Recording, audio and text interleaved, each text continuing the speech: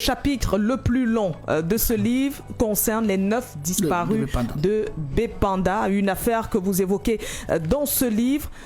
Est-ce qu'on a eu une suite par rapport à ces 9 disparus de Bépanda? Quelle est la particularité de ce chapitre en dehors de ce qu'on connaît déjà? La particularité de ce chapitre, c'est qu'il s'inscrit dans l'histoire du commandement opérationnel.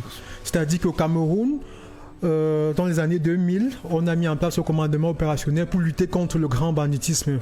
À la base, c'est plutôt une belle idée en fait, c'est-à-dire que de lutter contre le grand banditisme, etc. Mais sauf que cette unité mise en place s'est transformée en une véritable machine à tuer. C'est-à-dire qu'en un peu plus d'un an, on a massacré plus de 3000 Camerounais. C'est-à-dire qu'à ce jour, des familles continuent encore de pleurer en silence des enfants qu'ils ont perdus. C'est qu'on vous trouve.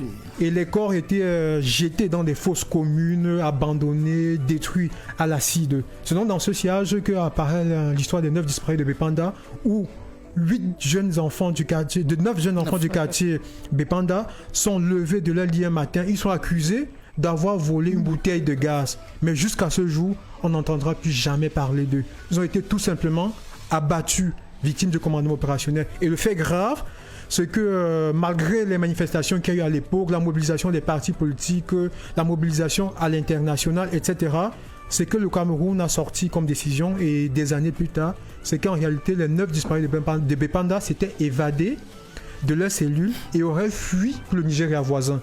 Donc jusqu'à ce jour, en fait, d'après l'aveu officiel du Cameroun, ces 9 disparus de Bépanda ont fui pour le Nigeria voisin. Et ceux qui étaient accusés de cela, que ce soit les capitaines qui étaient à la tête du commandement opérationnel, etc. La dame même qui a porté l'affaire auprès de son amant, qui est un homme maintenu. Voilà, Annick Souki, son nom. Oui. Tous sont aujourd'hui libres et vivent paisiblement. Tandis que de nombreuses familles meurtries continuent encore jusqu'à ce jour de pleurer. Mais c'est des pleurs en fait en silence. Parce qu'en travaillant sur cet ouvrage, j'ai été amené en fait à contacter ou bien échanger avec des familles. On se rend compte en fait que dans notre pays, de nombreuses familles vivent en fait des drames muets.